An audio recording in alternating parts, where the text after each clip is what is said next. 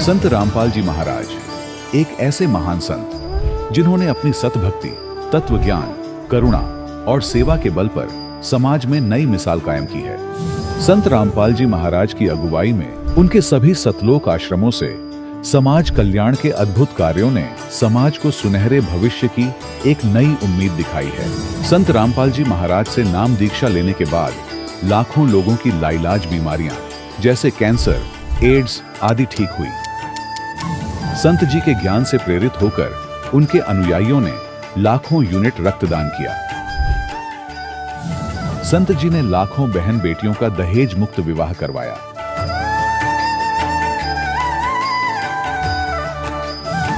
संत जी ने लाखों लोगों का नशा छुड़वाया, करोड़ों उजड़े परिवार बसे। संत जी के आश्रमों में समागम के दौरान निःशुल्क नेत्र चिकित्सा, दंत चिकित्सा प्रदान की जाती है। संत रामपाल जी महाराज द्वारा समय समय पर पर्यावरण संरक्षण के उद्देश्य से बड़े स्तर पर वृक्षारोपण किया जाता है। संत जी ने जरूरतमंदों को तत्काल राहत पहुंचाने के लिए एम्बुलेंस सेवा शुरू की। संत जी अपने अनुयायियों को देहदान के लिए प्रेरित करते हैं, जिससे मानवता की सेवा और चिकित्सा क्षेत्र में सुधार हो सके। संत रामपाल जी महाराज के सभी आश्रमों में हर रोज निःशुल्क भंडारा आयोजित किया जाता है, जहां हर वर्ग, हर जाति और हर धर्म के लोग एक साथ बैठकर भोजन करते हैं।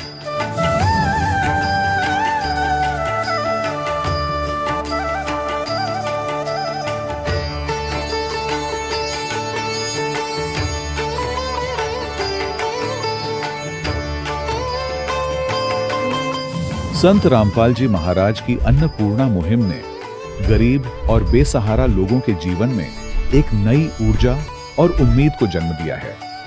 घर घर खाद्य सामग्री और जरूरी मदद पहुंचाकर संत रामपाल जी महाराज ने लोगों को दुख और मजबूरी से लड़ने की ताकत प्रदान की है।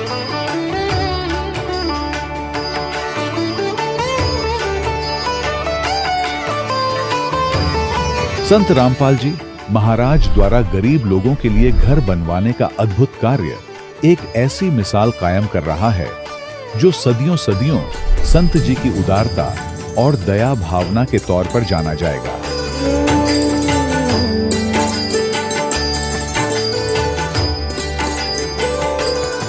संत रामपाल जी महाराज ने हरियाणा सहित भारत के कई राज्यों में आई भीषण बाढ़ से अनेक गांवों और किसानों को बड़ी राहत दिलाई। तत्काल लाखों फुट पाइप और हजारों मोटर उपलब्ध कराकर किसानों के खेतों और गांवों में भरे बाढ़ के पानी को बाहर निकालकर उनको नया जीवन दान प्रदान किया। आज संत रामपाल जी महाराज को किसानों के मसीहा के तौर पर देखा जा रहा है। जगह जगह उनके लिए सम्मान समारोह आयोजित हो रहे हैं। संत रामपाल जी महाराज के आश्रम में हजारों बुजुर्गों को सम्मान और प्यार के साथ जीवन जीने का अवसर मिलता है। उनके खाने, रहने और स्वास्थ्य की पूरी जिम्मेदारी संत रामपाल जी महाराज उठाते हैं। अनाथ बच्चों के लिए संत रामपाल जी महाराज के सभी आश्रम किसी वरदान से कम नहीं। यहाँ उन्हें शिक्षा, संस्कार और भविष्य के लिए बेहतर अवसर प्रदान किए जाते हैं। चाहे बाढ़ हो, भूकंप या महामारी, संत रामपाल जी महाराज और उनके अनुयायी हमेशा ही जरूरतमंदों के लिए सबसे आगे खड़े रहते हैं। कोविड महामारी के दौरान संत रामपाल जी महाराज के आश्रमों से करोड़ों लोगों के लिए भोजन, दवाइयां और जीवन रक्षक सामग्रियां उपलब्ध कराई गई। चाहे गरीब की मदद हो या किसी शोषित और पीड़ित वर्ग के हक और सम्मान की लड़ाई, संत रामपाल जी महाराज ने हमेशा ही उनकी दबी आवाज को सरकारों तक पहुंचाया है और उन्हें उचित न्याय दिलवाने में अहम भूमिका अदा की है। समाज में आध्यात्मिक और सामाजिक मूल्यों के प्रति जागरूकता लाने में संत रामपाल जी महाराज हर कदम पर मानवता के सच्चे सेवक साबित हुए हैं। संत रामपाल जी महाराज का जीवन हमें सिखाता है कि सच्ची सेवा वही है जो निस्वार्थ भाव से की जाए। आइए हम भी इस महान सेवा के कार्य में इस महान संत से जुड़ें और संत रामपाल जी महाराज से नाम दीक्षा लेकर अपने जीवन को धन्य बनाएं।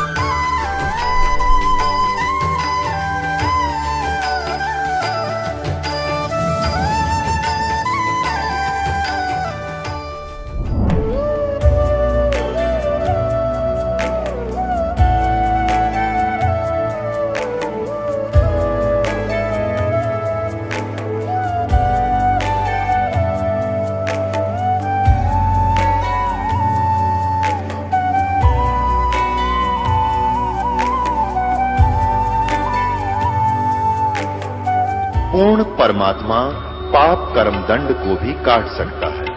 अभी तक जिस भी संत व महापुरुष से मिले, उन्होंने यही बताया कि पाप कर्म फल भोगने से ही समाप्त होगा।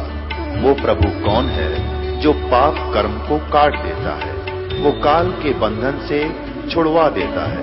उसका क्या नाम है, पूजा की विधि क्या है? कृपया अवश्य सुनिए जगत गुरु तत्वदर्शी संत रामपाल जी महाराज के अमृत वचन। सत साहिब दर्शकों, कहा जाता है कि मानव ईश्वर प्राप्ति की खोज में तभी निकलता है जब वह सांसारिक दुख और समस्या से निराश हो जाता है। उसका जीवन अंधकार में चला जाता है। दुख और कष्ट के चलते वह अपने आप को बुरी लत में फंसा लेता है। फिर भी परमात्मा की एक आस उसके मन में अवश्य रहती है कि वो अवश्य अपनी कृपा करेंगे। विनेश जी के जीवन की कहानी भी कुछ ऐसी ही है। विनेश कुमार जी सोनीपत, हरियाणा के निवासी हैं। इनके जीवन में अनेक कष्ट थे, भूत प्रेत की बाधा भी थी, पारिवारिक क्लेश था, पूरा परिवार दुखी था, जीवन कष्ट से भरा था। ऐसे में इनके ही किसी परिवार के सदस्य ने इन्हें संत रामपाल जी महाराज से दीक्षा ग्रहण करने की सलाह दी और उन्हें विश्वास दिलाया कि संत रामपाल जी महाराज से दीक्षा लेने के बाद आपके जीवन के सभी दुख दूर हो जाएंगे और आपको मोक्ष का सच्चा रास्ता मिलेगा। अपने रिश्तेदार की सलाह मानकर विनेश जी ने संत रामपाल जी महाराज से नाम दीक्षा ले ली। आइए जानते हैं कि संत रामपाल जी महाराज से नाम दीक्षा लेने के बाद उनके जीवन में क्या परिवर्तन आया। अब आइए सुनते हैं विनेश जी की कहानी, उनकी अपनी जुबानी। सर नमस्कार। नमस्कार सर जी। सर क्या नाम है आपका? नाम मेरा विनेश कुमार, गांव टेहा, तहसील गन्नौर, जिला सोनीपत से आया हूँ। संत रामपाल जी महाराज से नाम दीक्षा आपने कब ली? मैंने संत रामपाल जी महाराज से सन 2012 में दीक्षा ली जी। संत रामपाल जी महाराज से आपने नाम दीक्षा क्यों ली? मैंने संत रामपाल जी महाराज से दीक्षा इसलिए ली जी क्योंकि हमारे घर में भूत प्रेत से की बाधा थी, उससे सारा परिवार परेशान था। घर में इतना गृह क्लेश था कि भाई भाई आपस में लड़ते थे। हम बीमारी से परेशान थे। हर टाइम घर में एक बंदा बीमार रहता था, खाट पे रहता था। हम तंग हो चुके थे, डॉक्टरों के पास जाकर भी, भूत प्रेत झाड़ने वालों के पास जाकर भी। करीब 2-3 साल तक मैं अपने भाई को लेके पता नहीं कहाँ कहाँ घूमा। मैं बालाजी भी गया, मैं कलियर पीर यूपी में भी गया, मैं बागड़ भी गया, लेकिन उसकी समस्या का कहीं भी समाधान नहीं हुआ। फिर हमें एक मेरा भाई जो ताऊ का लड़का है, उसने संत रामपाल जी से दीक्षा ली हुई थी, मेरे को वो मिला। उसने मेरे को समझाया, भाई आप संत रामपाल जी से दीक्षा लो, आपकी ये सारी बीमारी दूर हो जाएगी। फिर मैंने कहा भाई ऐसा क्या ज्ञान है संत रामपाल जी का, तुम सत्संगियों से तो हम ही अच्छे हैं, तुम ऐब करते हो, ये करते हो। मैं उसको ऐसे बोला, वो ने बोला भाई सत्संगी और ऐब करते हो गई, संत रामपाल जी के भगत ऐब नहीं करते। फिर उस भाई ने मेरे को ज्ञान गंगा पुस्तक दे दी भगत जी। मैं वह पुस्तक पढ़ने लगा। मैंने लगातार 4-5 दिन तक वो सर जी वो पुस्तक पढ़ी। मेरे समझ में आया कि हम भक्ति करते करते भी आज तक क्यों दुखी थे। मुझे रोना आ गया। मैं संत रामपाल जी से प्रार्थना करी, हे संत, हे परमात्मा, आज से आप मेरे गुरु जी है, चाहे मेरे को आप कभी शरण में लो। हे संत रामपाल जी महाराज, मैं आपसे दीक्षा लेना चाहता हूँ, मेरे को पता मिल जाए। मैंने फिर उस भाई के पास फ़ोन लगाया, भाई मैं संत रामपाल जी से दीक्षा लूँगा। तो उसने कहा भाई हम अगली बार सत्संग में जाएंगे तब आप दीक्षा ले लेना।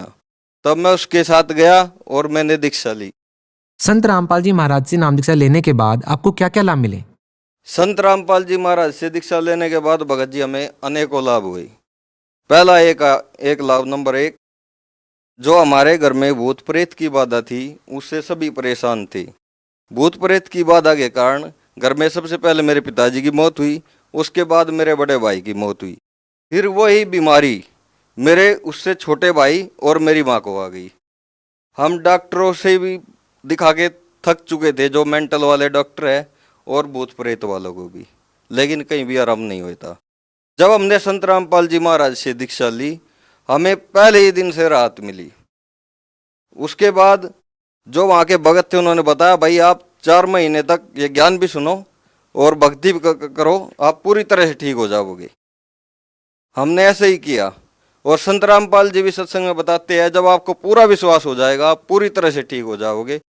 4-5 महीनों में संत रामपाल जी महाराज जी की दया से हम बिल्कुल ठीक हो गए। हमारे भूत प्रेत की बाधा भी हल हुई। जो हमारे घर में सबसे बड़ी समस्या थी, ग्रह क्लेश, आपस में हम भाई भाई लड़ा करते थे, उस दिन से दीक्षा लेने के बाद आज तक हम भाई भाई आपस में गाली तक नहीं देते। और जो शारीरिक सुख हुआ भगत जी, सर जी, मेरे को छाती में जलन रहती थी और मेरी आंखों पे चश्मे चढ़े हुए थे, जो नंबर वाले चश्मे थे। संत रामपाल जी से दीक्षा लेने के बाद करीब 1-1.5 साल बाद मेरी आंखें नॉर्मल हो गई, जो नंबर थे वे नॉर्मल आ गए और मेरे चश्मे उतर चुके। आज मेरे को 3 साल हो चुके हैं। मेरे को ना तो कंप्यूटर पे काम करने में कोई दिक्कत है, ना किसी प्रकार की और किसी चीज में दिक्कत है। और जो मेरी छाती में जलन रहती थी वो संत रामपाल जी से दीक्षा लेते ही उसी दिन ठीक हो गई थी। और सर जी, मेरी माँ बहुत ज़्यादा बीड़ी पीती थी। मैंने उसको समझाया, जी आप भी ये नाम दीक्षा ले लो और आपकी भी बीड़ी छूट जाएगी। वो बोली, मैं नाम तो ले लूँ लेकिन संत रामपाल जी श्राद्ध निकालना बंद करवाते हैं। फिर उसको समझाया कि नहीं, हमारे शास्त्रों के अनुकूल ये साधना गलत है। हमारे शास्त्रों में, गीता में मना किया है श्राद्ध निकालने से। अगर जो श्राद्ध निकालेंगे वे भी भूत पितर बन जाएंगे, तो ऐसी साधना का क्या फायदा। तो मेरी माँ बोली, चलो मैं भी आश्रम में चलती हूँ, मैं भी देख लेती हूँ। वहाँ पे उसने जाके देखा, सत्संग सुना संत रामपाल जी का, उनके भी ज्ञान समझ में आ गया। अगर वाकई में ये तो ज्ञान बहुत सही है। और उसके ये समझ में आया कि हम क्यों दुखी थे। शास्त्र अनुकूल तो साधना यह है, हम पहले शास्त्र को विपरीत कर रहे थे, इसलिए हम दुखी थे। तो उसने भी नाम ले लिया। जिस दिन से मेरी माँ ने नाम लिया संत रामपाल जी महाराज से, उसने आज तक बीड़ी को हाथ तक नहीं लगाया। सर, भगत समाज को आप क्या संदेश देना चाहते हैं? मैं भगत समाज को संदेश क्या दूंगा, मैं भगत समाज से प्रार्थना ही कर सकता हूँ कि आप भी संत रामपाल जी महाराज जी की शरण में आइए। और मेरे इतरिया और भी पता नहीं कितने परिवार है जो बीड़ी शराब पीते हैं और भूत प्रेत की बाधा से परेशान है, वे भी संत रामपाल जी की शरण में आके अपनी समस्याओं से निजात पाइए। और जो सबसे बड़ी समस्या है, हम यहाँ बार बार जन्मते मरते हैं, वो हमें संत रामपाल जी महाराज पूर्ण मोक्ष दिलाएंगे। इसलिए जल्दी से जल्दी आके संत रामपाल जी से दीक्षा लो और अपना कल्याण करो। जी धन्यवाद। सर जी धन्यवाद। दर्शकों, अभी आपने सुने संत रामपाल जी महाराज से दीक्षा प्राप्त करके सुखी हुए भक्त के अनुभव। अब देखिए जगत गुरु तत्वदर्शी संत रामपाल जी महाराज के मंगल प्रवचन। आज आप कितने प्यार से रह रहे हो, आपके बेटा बेटी कितने अच्छे लगते हैं भी अच्छे, सबको प्यार लगता है क्योंकि यहाँ रह रहे हैं ठाठ से उनके साथ। 1 मिनट में मृत्यु हो जाए, बेटा मर जाए, बेटी मर जाए, आप मर जाओ, पूरा परिवार नाश हो जाता है। वो प्यार भी है, अच्छे भी लगते हैं, फिर इसका बने क्या, व्हाट इज यूज। फिर कहाँ गया वो आपका जुगाड़, सारा जीवन खो दिया इससे काम पे। और भक्ति भी करते हैं, सत्य नहीं करते हैं, शास्त्र अनुकूल नहीं करते हैं, नकलियों के पास करते हैं, तो वो भी व्यर्थ। एक समय एक कोई परिवार पूरा का पूरा, जिसमें 15-16 सदस्य थे, एक गाड़ी में 12-13 सदस्य, एक बूढ़ा घर पर रह गया था और बाकी सारे सत्संग में भेज रखे थे, किसी संत के सत्संग। और 20-25 वर्ष से वो सत्संग में थे, सत्संग सुनकर वापस आ रहे थे या सुनने जा रहे थे, इतना ध्यान नहीं।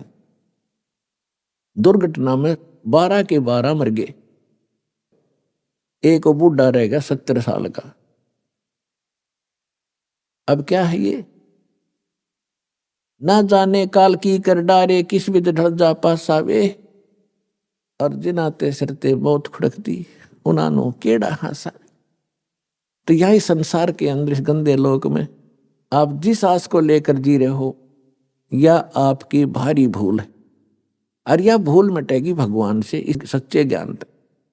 फिर बात रही कि ये भी मालिक को मालूम है, इन तीनों गुणों का जो त्रिगुणमयी माया का जो दबाव है, ये ब्रह्मा विष्णु महेश स्वयं नहीं बचे इससे, तो जीव नहीं बच सकता। अब परमात्मा का सहारा चाहिए इस जीव को। तो किस परमात्मा का?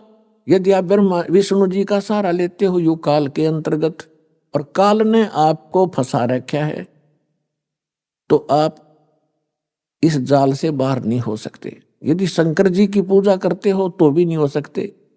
ब्रह्म की पूजा करते हो, ये स्वयं ही आपको फंसा ही रहा है, ये तो आपको इस मार्ग पर आने ही नहीं देगा जिससे आपका छुटकारा हो, क्योंकि इसको यहां आपको फंसाए रखना इसका एक उद्देश्य है कि इसको भूख लगती है, इसको श्राप लगा हुआ है काल भगवान को, ब्रह्म को, जो गीता अध्याय नंबर 11 के श्लोक नंबर 32 में कहता है कि अर्जुन मैं काल हूं और सबको खाने के लिए अब आया हूं, श्री कृष्ण में प्रवेश कर गया हो, ये ऐसे करता है।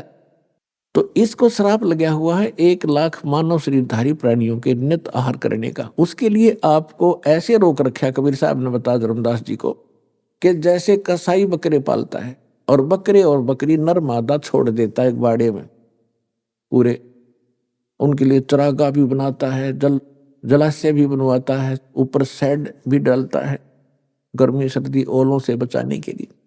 तो बकरे ये सोचते हैं हमारा मालिक बड़ा दयालु है, हमारी कितनी केयर टेक कर रहा है, कितनी देखभाल करता है, लेकिन वो जीव हैं उनकी इतनी बुद्धि काम नहीं करती कि अब तो आपने दयालु दिखा है, और फिर सामने जब भी आवश्यकता होती है किसी का बेटा हो चाहे बेटी, माँ मरो चाहे बाप, निकाल ले जाता है पकड़ पकड़ के कान। तो परमात्मा ने आगे बताया कि आप इस स्थिति में हैं, यहां से बचने के लिए आप जी ने, कबीर परमेश्वर जी कहते हैं, मेरी शरण ग्रहण करनी पड़ेगी, फिर मैं आपको काल से अपनी फर्द में अपने नाम करा लूंगा, फिर ये तुम्हारे से कुछ नहीं मांगेगा।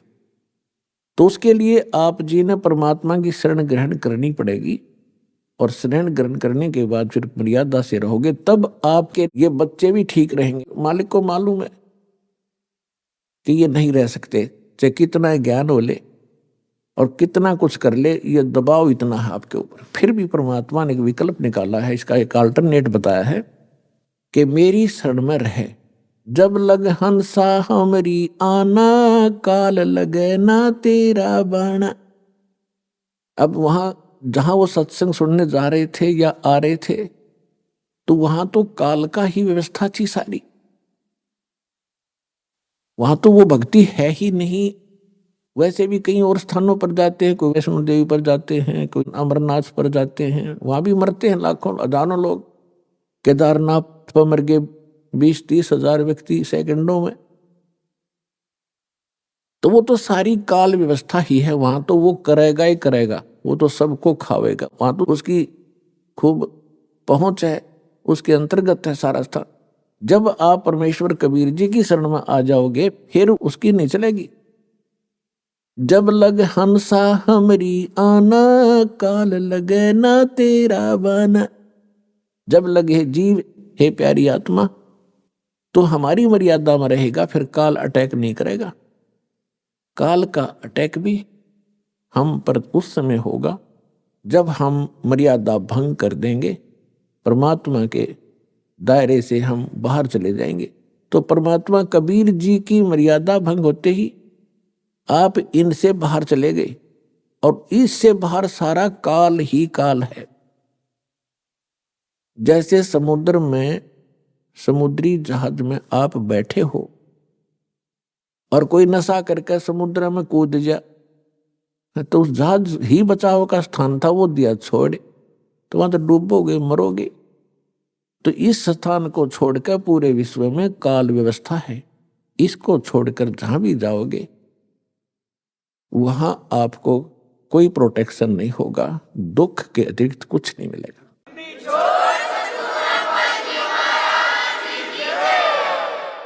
अब प्रसंग चल रहा है कि जैसे जिनके संतान नहीं है उनको अच्छी आत्मा एक भाग्यशाली बताया है, और संसार विचारों से वो मनुष्य बताए जाते हैं। तो जगत और भगत की सोच में इतना अंतर सदा से रहा है, जिस कारण से आपस में ये झगड़े बने रहे। अब बुद्धिमान समाज है, खूब समझेगा, एजुकेटेड किया जाता ना आपको, बूढ़े से लेकर बालक तक, बहन बेटी माताएं सभी शिक्षित कर दी। और हमने ऐसे ऐसे इंस्ट्रूमेंट बना लिए, इंटरनेट लगा लिया और कंप्यूटर बना लिए, तो राम नाम का भी हम बनाएंगे भी इंटरनेट, इसमें भी इतना दिमाग लड़ाएंगे अपना। तो यहाँ परमात्मा कहते हैं कि जैसे एक देवा एक लेवा दूतम और कोई किसी का पिता नहीं पूतम। ये तो ऋण संबंध जुड़ा एक ठाठा। जैसे दास कई बार कथा सुनाता है, एक व्यक्ति को एक पुत्र प्राप्त होकर उसकी पत्नी मर गई, दूसरा विवाह कराया तो दूसरी विवाह से उसे पुत्र प्राप्त हुआ, उसमें आपस में 8-9 वर्ष का अंतर था।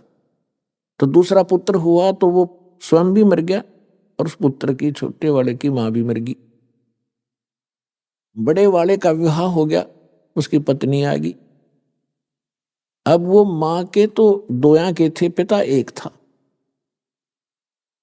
तो जो पहली वाली माता से उत्पन्न था उसका विवाह हो गया, उनका संतान अभी थी नहीं। उधर से वो छोटे वाला जो दूसरी मां का था वो बीमार हो गया, रोगी हो जाने से उसका उपचार करवाया। तो फिर उपचार कराते हैं तो पैसे लगते हैं, तो दोनों पति पत्नी ने विचार विमर्श किया कि इसका इलाज कराएंगे और ये बहुत पैसा खर्च हो जाएगा, और क्यों ना इसको विष देकर खत्म कर दें। उन्होंने एक डॉक्टर से बात की, वैद्य से, ऐसे ऐसे कर दो, बीमार ये है ही, रोगी है ही, लोग सोचेंगे रोगी था मर गया। तो वैद्य ने कहा कि मैं 500 रुपये लूंगा। अच्छी संपत्ति थी, संपत्ति का वो वारिस था 50% का। उन्होंने 500 रुपये देकर अपना कांटा निकाल दिया, मरवा दिया। रिलेटिव्स ने सोचा, रिश्तेदारों ने सोचा भी बीमार था मर गया, कोई बात नहीं, बात आई गई हुई। उधर से क्या हुआ कि उधर से उसकी पत्नी को गर्भ रहा, एक पुत्र की प्राप्ति हुई और खुशी का ठिकाना नहीं। उस बच्चे को बड़े लाड प्यार से खवाया प्याया, गिने दिनों में वो युवा हो गया, सेहत अच्छी थी। पहले 12-13 वर्ष की आयु में विवाह कर देते थे, उस बच्चे की शादी कर दी, विवाह कर दिया। विवाह के कुछ दिन के बाद वो बच्चा बीमार हो गया। उसका वो भाई जो बीमार हो गया, उसका लड़का, तो उसके ट्रीटमेंट के लिए उसने कति देश विदेश तक सभी झाड़ फूक वाले, किसी ने 1000 रुपये मांगे, 20,000 मांगे, सब दे दिए। वैद्यों ने भी जो मुंह मांगा पैसा दिया, लेकिन रिजल्ट 0 रहा। आधी संपत्ति भी बिक गई और लड़का खाट पकड़ गया, अस्थि पंजर शेष दिखाई दे। तब उसने एक दिन, उसका पिता बैठा था साथ में, चारपाई के साथ में। लड़के ने कहा कि भाई साहब एक काम कर, अब मेरे कफन की लकड़ियों की तैयारी कर ले, तेरा मेरा हिसाब हो गया, अब केवल लकड़ियों का और ये कफन का हिसाब किताब शेष है, उसको कर तैयार। अब उस व्यक्ति ने सोचा कि लड़का इतना डिस्टर्ब हो गया, इसका मेंटली डिस्टर्ब हो गया, यो मुझे भाई कहता है। उसने कहा बेटा मैं तेरा पिता हूं, तेरा बाप हूं मैं। बोला नहीं, तू मेरा भाई है, और विचार कर, मैं तेरा वो भाई हूं जिसको तूने विष देकर मरवाया था। मैं ही तेरे घर पे आया हूं अपना बदला लेने के लिए, अपना ऋण वापस चुकाने के लिए, और जितनी मेरे हक की, मेरे राइट की संपत्ति थी, मेरे भाग की, वह पूरी खत्म हो चुकी है, अब तेरी शेष है। तब उसकी पैर तले की धरती खिसक गई, अपने कुकृत्य का उसको याद आया। तब उसने पूछा कि अभी एक बात बता दे, मैंने तो जैसा जुल्म किया था मेरे सामने आ गया, एक ही पुत्र हुआ, आगे आस नहीं, मेरा तो कुल नाश हो ही गया। पर एक बात बता, हमने तो जो जुल्म किया तेरे साथ हमारे सामने आ गई, जो तेरे भाई आई है ये लड़की जिससे तेरा विवाह हुआ है, अब इसने कौन सा पाप कर दिया, यह जिंदगी फूकी जाएगी तेरे साथ, क्योंकि उस समय सती प्रथा थी। कि तेरे साथ या जीवित जलाई जाएगी। इसने कौन सा दोष कर दिया बेचारी ने? तो उसने बताया कि वो डॉक्टर कहाँ है, वैद्य कहाँ है जिसने मुझे विष दिया था कि तेरे 4 वर्ष के बाद उसकी मृत्यु होगी थी। तो लड़का कहने लगा ये वही दुष्ट आत्मा है, अब यह जिंदी फूकी जाएगी। और ऐसा ही हुआ, ये कहकर वो शरीर छोड़ गया। तो यहाँ कहते हैं परमात्मा ने सूक्ष्म वेद में बताया है, एक लेवा एक देवा दूतम, एक लेने आ रहा है एक देने आ रहा है, और कोई किसी का पिता नहीं पुत्र। ऋण संबंध जुड़ा एक ठाठा, अंत समय सब 12 बाटा। और इसको फाइनल समझ लेना, जो भी आपका बेटा है या बेटी है, पिता या पुत्र है या माता है, पत्नी है, ये आपका लेन देन कोई ऋण है इनके साथ, ये पूरा करना पड़ेगा। अब ये है कि जैसे हमने किसी का ऋण देना है और हमारी इनकम इतनी है नहीं, तो हम हमेशा भयभीत से रहते हैं, लज्जित से रहते हैं। और यदि हमारी इनकम ठीक हो जाए तो ऋण दे देंगे, खुश होकर, क्या होगा, ऋण हो भी जाता है, कोई बड़ी बात नहीं। तो अब परमात्मा आपको ऐसी नौकरी देगा, ऐसी भक्ति देगा, उसकी मजदूरी करियो, और इससे आपके वो ऋण बहुत आसानी से सुलझ जाएंगे, बेटे का हो चाहे बेटी का। और फिर समर्थ के पास एक पावर है, मासा घटे न तिल बधे, विद ना लिखे जो लेख, सच्चा सतगुरु मेट कर ऊपर मार दे मेघ। आपका आपस का कोई ऋण देन है और आप शरण में आगे परमात्मा के, वो कैंसिल कर देगा। जा भाई मेरा तो ऋण था यो, और माफ कर दिया। बच्चों को मैं दूंगा तुम्हारे से, इनको पालूंगा पोसूंगा, इनके संस्कार बनाऊंगा, आप हो ऋण मुक्त, आप भी पार, ये बच्चे भी पार हो जाएंगे। तो ऋण खत्म कर दिया दोनों का।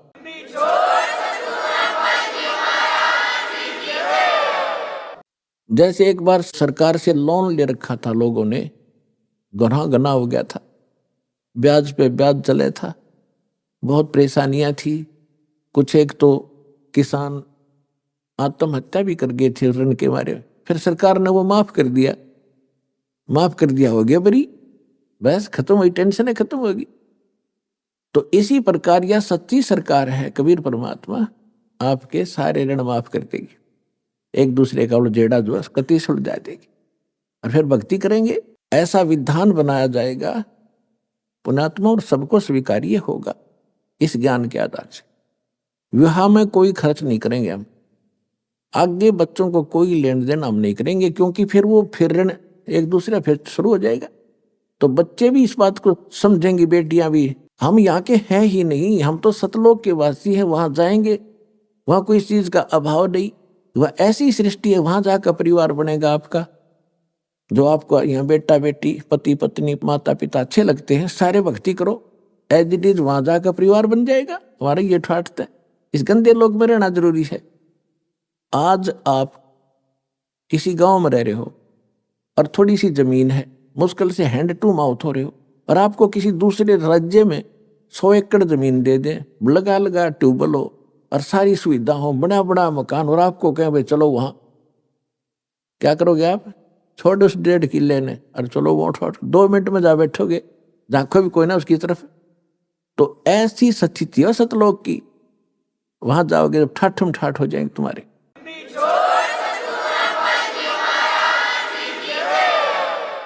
तो यहां परमात्मा कहते हैं कि मेरी शरण में आने के बाद फिर मैं आपके सारे संस्कार खत्म करवाऊंगा। भगत तो वही होगा जो संसारिक परंपराओं से दूर हटेगा, तभी भक्ति करने के, ना तो कर ही नहीं सकते भक्ति। अब आपने भक्ति मार्ग के सफर पर चलना है, और यात्री कम से कम वजन लेकर चलता है, कम से कम, और जब वो सारे घर न लाद का चाल पड़े तो क्या कदम चलेगा? नहीं चल सकता। तो सभी परंपराओं को हमने हटाना पड़ेगा, और ज्ञान से हटेंगी, ऐसी बात नहीं है, ज्ञान से हटेंगी। तो इस प्रकार हम इस मार्ग को आगे चलेंगे। संस्कार भगवान के हाथ में है, पल में पता नहीं कहते के कर दे परमात्मा। अपने आत्मा सभी इस समय के विषय में, जो वर्तमान में समय चल रहा है, बात चल रही है संस्कार की, कि परमात्मा अपने भक्तों के संस्कार समाप्त कर देगा और अपने कोटे से फिर उनकी पूर्ति करेगा। तो फिर हम भक्ति भी कर सकते हैं, परमात्मा की सेवा भी कर सकते हैं और अपने मोक्ष भी प्राप्त कर सकते हैं। अब जैसे आपको बहुत बार इस समय के विषय में और इस दास के विषय में बहुत सी भविष्यवाणियां भी आपको सुनाई गई है कि ये ऐसा अनमोल समय है पुण्यात्माओं, भगवान ने तो ये निर्धारित कर ही रखा है 600 वर्ष पहले। वैसे तो परमात्मा ने प्रथम सतयुग में कह दिया था इस काल से कि चौथा युग जब कलयुग आई तब हम अपना अंश पठाई, हम अपना दास भेजेंगे और फिर काल फंद छूटा नरलोई, काल का ही झंझट सारा खत्म करेगा सब नर नारियों का और सकल सृष्टि परवानिक होई। कलयुग बीतते 5500 पाचा जब ये वचन मेरा होगा साचा। कौन सा? ये वचन कि मैं अपना अंश भेजूंगा और सारी सृष्टि नाम लेवेगी मेरे दास से और सबका कल्याण होएगा, सबका मोक्ष होएगा। और फिर बताया है कि कलयुग बीत जावे जब एता, यानी 5500 वर्ष बीत जाएगा जब कलयुग, सभी प्राणी परम पुरुष पद चेता, सभी प्राणी उस परमात्मा के उस परम पद के जानकार हो जाएंगे। कौन से के? गीता अध्याय नंबर 18 के श्लोक नंबर 62 में, गीता अध्याय नंबर 15 के श्लोक नंबर 4 में कहा कि अर्जुन तू सर्वभाव से उस परमेश्वर की शरण में जा, उसकी कृपा से तो परम शांति को और सनातन परम धाम को प्राप्त होगा। शाश्वत स्थान, कभी नाश में न आने वाले को शाश्वत स्थान कहते हैं, उसको हम सतलोक कहते हैं। लोक माने धाम, स्थान। गीता अध्याय नंबर 15 के श्लोक नंबर 4 में कहा कि तत्वदर्शी संत की प्राप्ति के उपरांत परमेश्वर के उस परम पद की खोज करनी चाहिए जहां जाने के बाद साधक फिर कभी जन्म मृत्यु में नहीं आते। तो यहां बताया है कि जब 5500 वर्ष बीतेगा, हमने आज तक पता ही नहीं था सतलोक भी कोई स्थान है। अरे राधा स्वामी वाले दंड सतगुरु वाले ये सतलोक करे दिन खक्का नहीं पता था। वो सतनाम, वो स्वर नाम, वो स्वर शब्द, वो सतपुरुष और वो सतनाम, वो राधा स्वामी धाम, खकता इनका पता। तो हमने सतनाम परम पद का कभी सुना भी नहीं था सतलोक के बारे में, और आज बच्चे बच्चे के मुंह पर हो गया। बच्चे बच्चे की जुबान पे सतलोक सचखंड जावाएंगे, जैसे दास मिल रहा था बच्चों से, संगत से। एक छोटा सा बालक अपनी माँ की गोदी में, अन्यों के गुरु जी सतलोक चलो न, चलो चलेंगे। मैंने कहा बेटा भाई विमान आवेगा जब चलेंगे, अभी विमान आने वाला है। तो यहाँ कहा कि पूरा विश्व, पूरा सभी प्राणी परमेश्वर के उस परम पद की परिचित हो जाएंगे। तो उसी के विषय में जैसे आपने कल भी सत्संग में सुना था, एक फ्लोरेंस नाम की भविष्यवक्ता अमेरिका की थी, वो भारत के संत के बारे में गुणगान कर रही है। नास्ट्रेडम्स फ्रांस का रहने वाला था, वो भी कहता है भारत में एक महापुरुष संत आएगा जो पूरे विश्व को सच्चा ज्ञान देगा और एक सबद समाज की स्थापना करेगा, विकार रहित होगा, आपस में बुराई नहीं रहेगी, लड़ाई नहीं रहेगी। तो उसी के संबंध में थोड़ी सी और सुनाते हैं आपको। एक ये पुस्तक है, पुरानी सी हाथ लगी है किसी भगत का। ये हमारे भगत तक खोजी हो गए, उनको कहीं पर भी कोई सुराख मिलता है उनको तो पता ही लग जाता है ये किसके विषय में बोल रखा है। अब नास्ट्रेडम्स की भविष्यवाणी या किसी भी संत की, उस संत के विषय में जो भविष्यवाणी है, कोई किसी पर सेट कर रहा है, कोई किसी पर कर रहा है, वो पूरी हो ही नहीं सकती। हाथी के कपड़े को, अस्त्र को और जोटे पर धर के देखे कीता होगा, वो तो हाथी पर फिट होगा, वो जिसका है। ये देखिएगा, ये एक पुस्तक है, ये एक पुरानी फटी पुरानी सी है किताब। ये देखो, युग निर्माण की सुनिश्चित संभावना, ये तो इसका नाम है, टाइटल है। लेखक है इसका बलराम सिंह परिहार, प्रकाशक है युग निर्माण योजना, गायत्री तपोभूमि मथुरा से। बस इतना ही उल्लेख है इसका, ज्यादा आगे नहीं लिखा, ये फटा हुआ ज्यादा। इसके पृष्ठ नंबर 19 पे यानी 19 पे क्या लिखा है कि स्वाधीनता यानी आजादी के 4 वर्ष बाद एक शक्तिशाली धार्मिक संस्था प्रकाश में आएगी और सारे संसार का उद्धार करेगी। उद्धारक इस संस्था का स्वामी संचालक होगा। अब यहां ये क्या है कि किसी एक भविष्यवाणी है, हंगरी नाम का कोई भविष्यवक्ता था, उसकी ली है, इसने अपनी पुस्तक तैयार की है औरों की सुन सुना के पढ़ पढ़ा के, तो इसने अपने हिसाब से इन्होंने उस पर सेट कर रखी है। इसका अर्थ ये था कि 1947 में भारत स्वतंत्र हुआ, उसके 4 वर्ष बाद दास का जन्म होया 1951 में। इसका अर्थ तो ये बनता है कि स्वाधीनता के 4 वर्ष बाद 1951 में एक संत का जन्म होगा जो धार्मिक संस्था को ऐसी बनाएगा जो पूरे विश्व का कल्याण करेगी। यहां थोड़ी सी गड़बड़ कर जाते हैं, अब और दिखाते हैं। ये देखिएगा, इसके 23 पृष्ठ पे यहां लिखा है, इस संगठन का स्वामी संचालक कोई गृहस्थ व्यक्ति होगा। अब तक दुनिया में सबसे बड़े विचारक के रूप में ख्याति प्राप्त करेगा।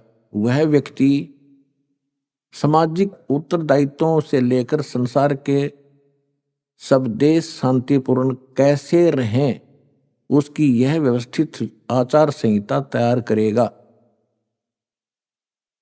उसके जीवन भर के संग्रहित विचारों को यदि एक पुस्तक में लिखा जाए तो बहुत बड़ी पुस्तक बन जाएगी। इसका अर्थ ये है। यहाँ एक 29 पृष्ठ पे देखिएगा, 29 पृष्ठ पे, एशिया के किसी देश संभवतः भारतवर्ष में एक नम्र ग्रामीण परिवार में एक महान आत्मा ने जन्म ले लिया है जो एक महान आध्यात्मिक क्रांति का सूत्रपात, संचालन और नियंत्रण करेगा। इसके पीछे क्रियाशील आत्माओं की शक्ति होगी जो संसार की वर्तमान विकृत परिस्थितियों को बदल डालेंगी। 1999 में ये क्या बोला गया है कि एक ऐसे व्यक्ति ने जन्म लिया है जिसकी अकेले ही उत्पादित शक्ति किसी भी शक्ति संपन्न राष्ट्र के बराबर होगी। वह एक भाषा, एक संस्कृति, एक धर्म की आचार संहिता सर्जन करेगा। यहां देखिएगा 43 पृष्ठ पे,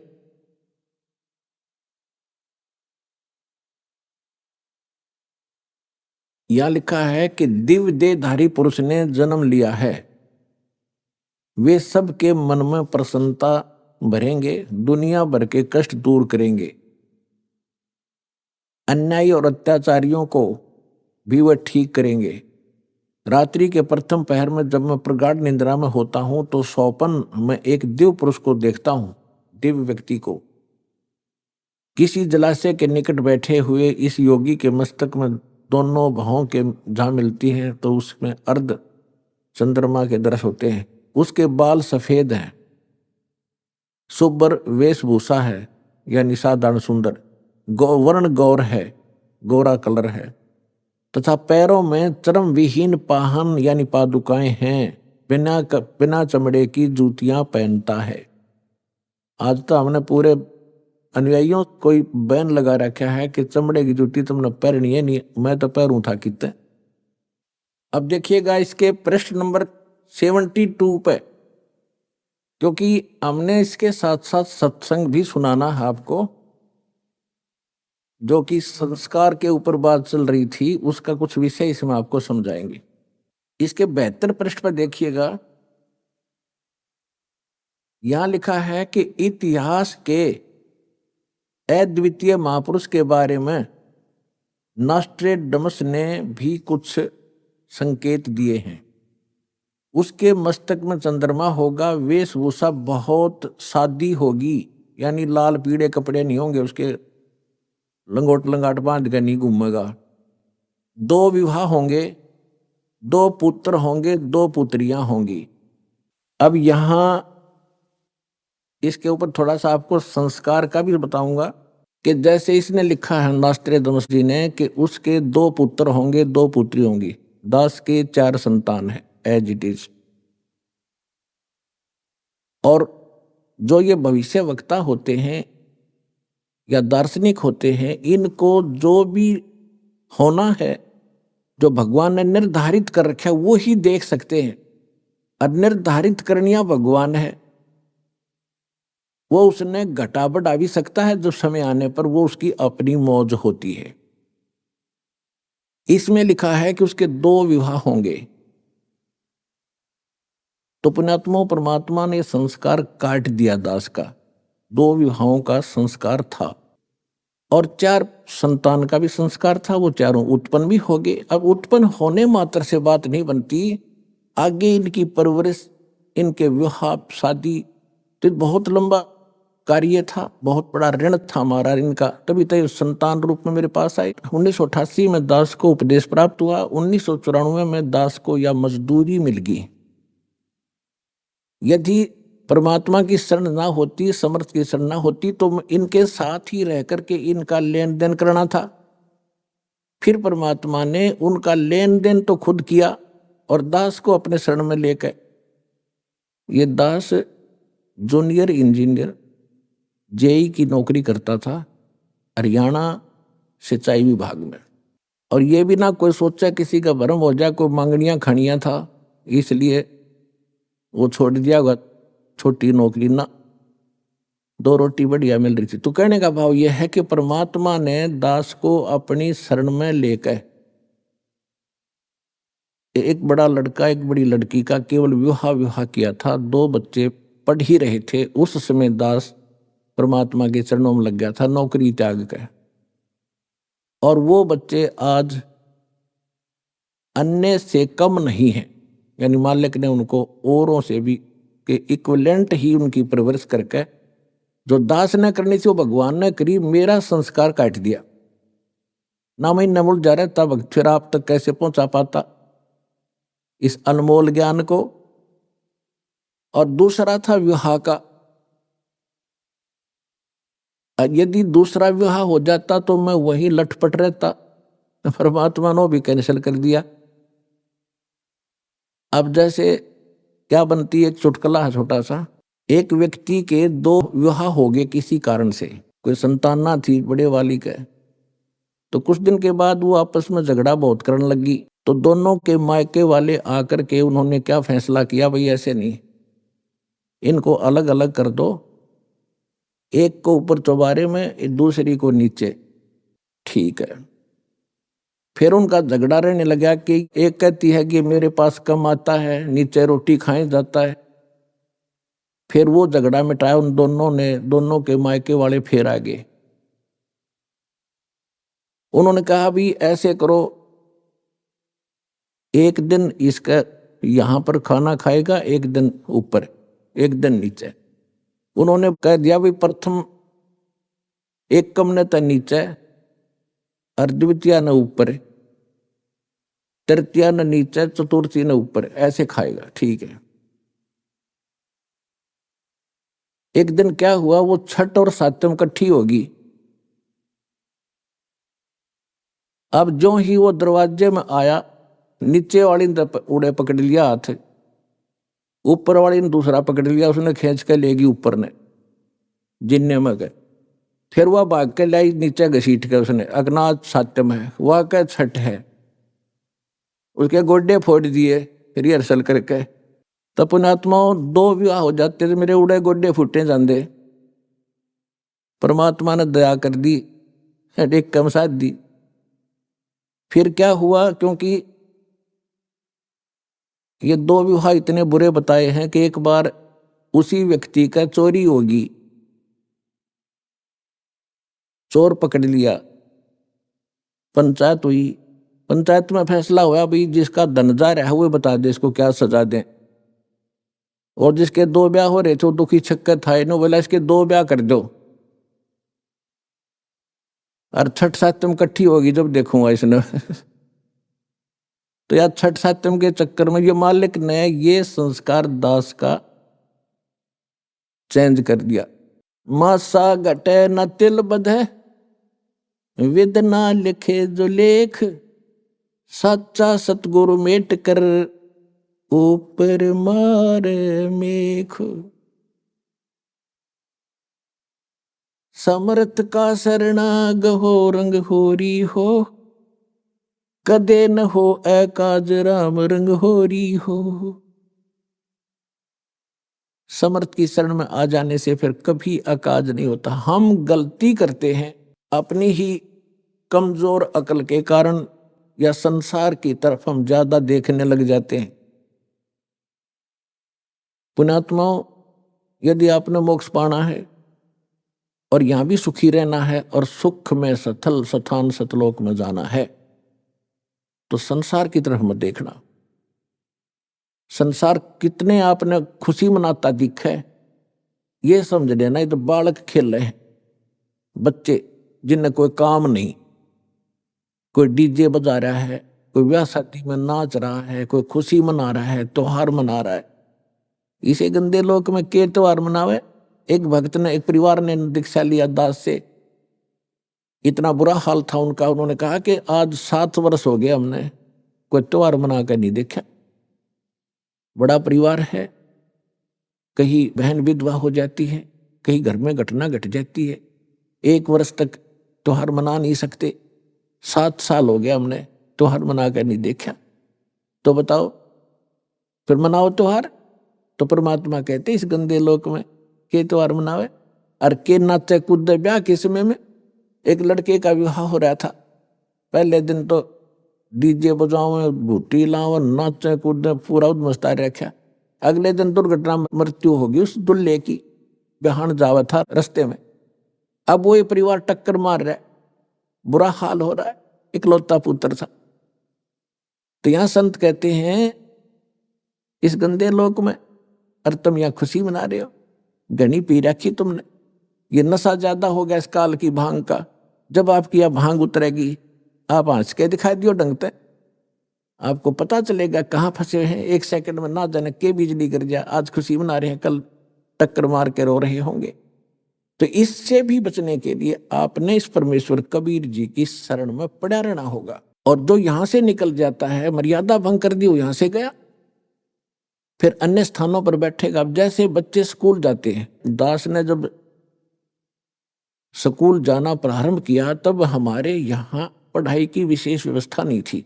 व्यवस्था स्कूल तो था मिडिल तक का, लेकिन एक रुचि नहीं थी पढ़ने और पढ़ाने की। तो मेरा साथी थे जो हम पहले पाली जाया करते पशुओं के, किसान परिवार में दास का जन्म है। तो वहां अपने मस्ती तक कूदने खेलने खूब ठाठ से कोई काम नहीं था।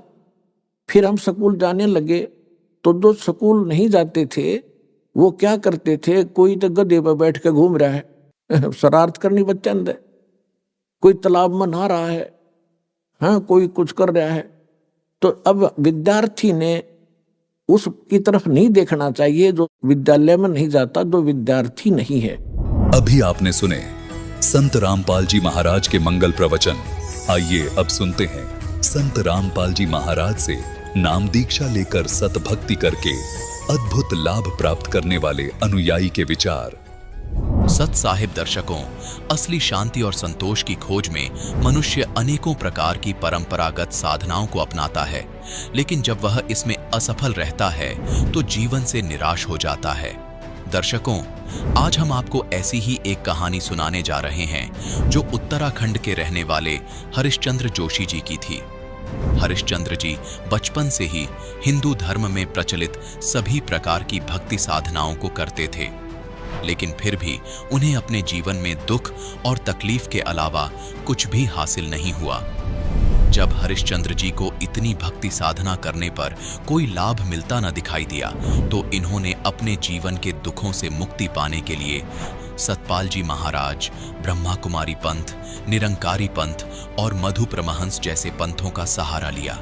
लेकिन अफसोस, वहां से भी इन्हें निराशा ही मिली।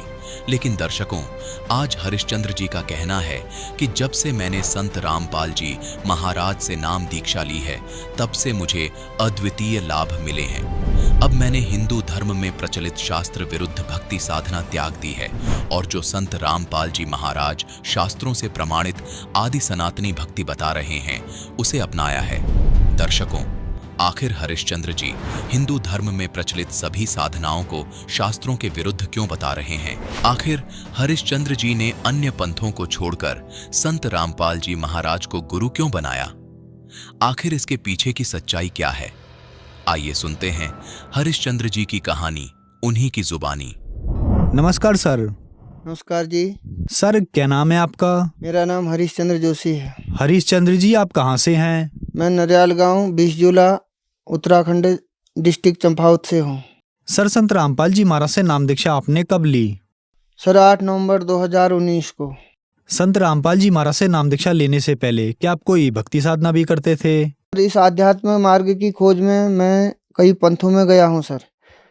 मैं 12 साल तक हंसादेश सतपाल महाराज के पंथ में रहा, 4 साल ब्रह्मा कुमारी में रहा और 4 साल निरंकारी पंथ में रहा और एक निंगली में है आश्रम परमहंस आश्रम, स्वामी स्वरूपानंद जी का 5 साल वहाँ रहा। सर इस प्रकार मेरा भ्रमण काल रहा परमात्मा की खोज में, सत्य की खोज में। परिवार में जो है परंपरागत कुल देवी को मानते थे, तो वो कुल देवी की साधना मैं भी किया करता था सर।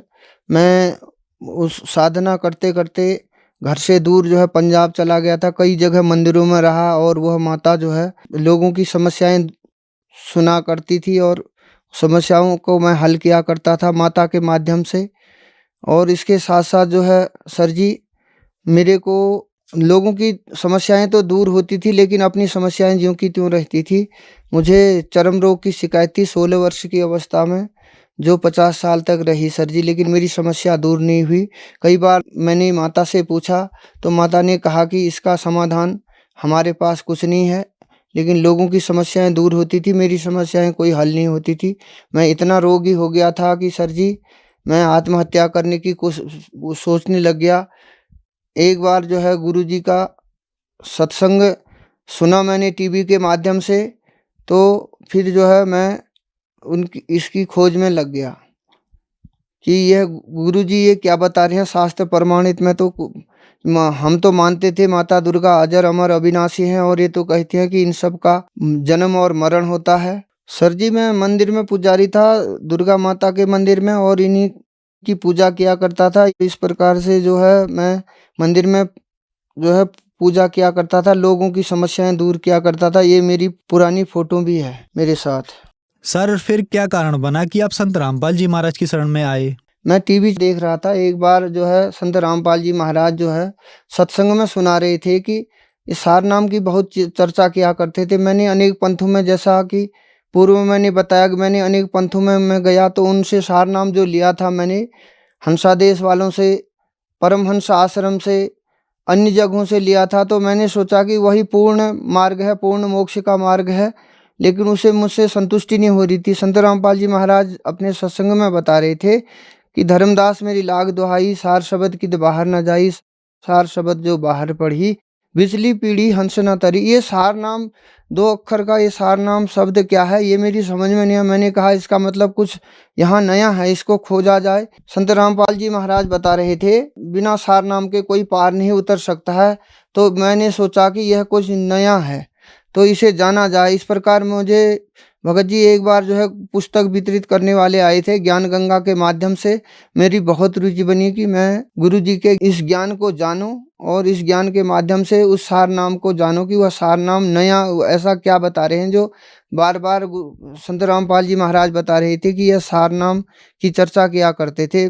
मैंने तो पहले जो गुरुओं के पास गया था तो मैंने समझ लिया कि यही फाइनल ज्ञान है, लेकिन इससे मेरी संतुष्टि नहीं हो रही थी। फिर नाम दीक्षा केंद्र में मैंने संत रामपाल जी महाराज से नाम दीक्षा ली। सर संत रामपाल जी महाराज से नाम दीक्षा लेने के बाद क्या आपको कोई लाभ भी मिले? सर जी सबसे पहले लाभ तो मुझे ये मिला कि जो बचपन से मैं 6 वर्ष की अवस्था से जगह जगह भटक रहा था सत्य की खोज के लिए, तो सबसे बड़ा लाभ तो मुझे आध्यात्मिक लाभ मिला। सत्य ज्ञान का मार्ग, जो वेद प्रमाणित, गीता प्रमाणित, सदग्रंथों से प्रमाणित जो ज्ञान था, जो पूर्ण मोक्ष का मार्ग था, वह पूर्ण ज्ञान मुझे प्राप्त हुआ। और दूसरा लाभ ये हुआ सर जी कि जो मेरे को शारीरिक चरम रोग था वह 16 वर्ष की अवस्था से शुरू था सर जी। वह 50 साल में जब मैंने 2 वर्ष पूर्व मैंने संत रामपाल जी महाराज से गुरु दीक्षा ली और उसके बाद विधिवत साधना करी, मेरे पूरे शरीर में चरम रोग था सर जी। मैं बहुत व्यथा से पीड़ित था उस रोग से, वो आज बिल्कुल भी नहीं है। उसके साथ साथ मुझे अन्य लाभ भी हुए, जैसे पाइल्स की शिकायत थी, माइग्रेन पेन था, पेट दर्द था और पारिवारिक कलह भी था और बहुत आर्थिक लाभ होते हुए भी कुछ नहीं बचता था। तो आज संत रामपाल जी की दया से मुझे हर प्रकार से लाभ है, शारीरिक लाभ है, परिवार में सुख शांति है और मेरे जीवन में भी सुख शांति है और मैं रोगों से भी मुक्ति है। मैं अपनी ज़िंदगी से इतना परेशान था कि मैं इस रोग के कारण आत्महत्या करने की सोच ली थी मैंने, लेकिन संत रामपाल जी की दया हुई कि जो है ज्ञान गंगा के माध्यम से मैं इस ज्ञान तक पहुंचा। इस ज्ञान में पहुंचने के बाद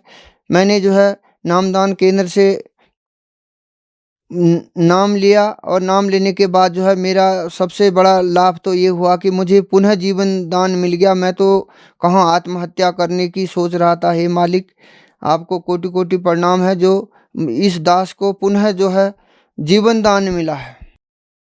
सर, संत रामपाल जी महाराज से नाम दीक्षा लेने के बाद आपको बहुत सारे लाभ मिले। सर, कहा जाता है कि गुरु नहीं बदलना चाहिए, गुरु बदलना पाप है। आपने बहुत सारे गुरु बनाए और फिर आप संत रामपाल जी महाराज की शरण में आए। सर, आपने बहुत सारे गुरुओं को छोड़ा और फिर आपने संत रामपाल जी महाराज को चुना। तो संत रामपाल जी महाराज में ऐसा क्या लगा जो उन गुरुओं के पास नहीं था?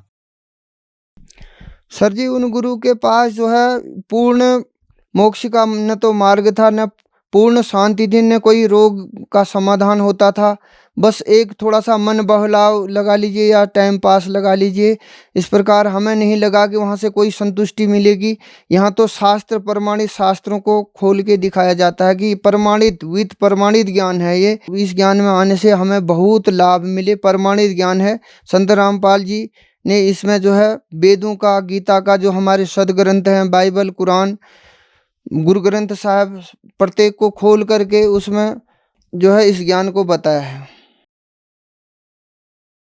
सर, संत रामपाल जी महाराज से नाम दीक्षा लेने के बाद आपको बहुत सारे लाभ मिले। तो जो दर्शक आज आपको टीवी पर देख रहे हैं, खास करके उत्तराखंड के लोगों को आप अपनी भाषा में क्या कहना चाहेंगे?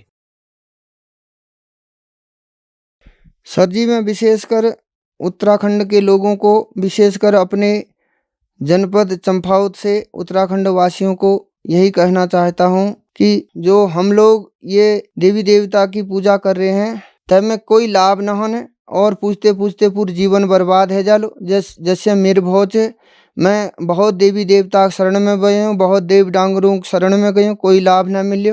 आज यहाँ पूर्ण परमात्मा धरती पर आ रहे हैं और सब लोग ये ज्ञान में जुड़ और ये ज्ञान बटे लाभ उठा और मोक्ष तरफ का जाकर सब लोग।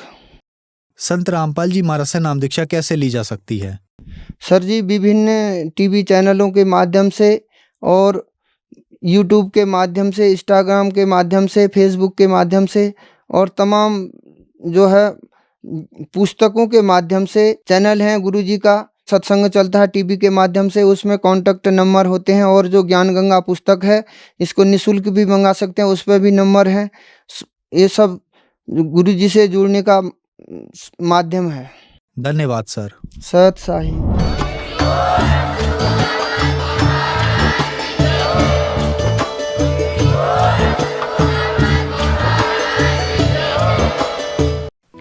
आप सुन रहे थे जगत गुरु तत्वदर्शी संत रामपाल जी महाराज के मंगल प्रवचन। अधिक जानकारी के लिए संपर्क करें।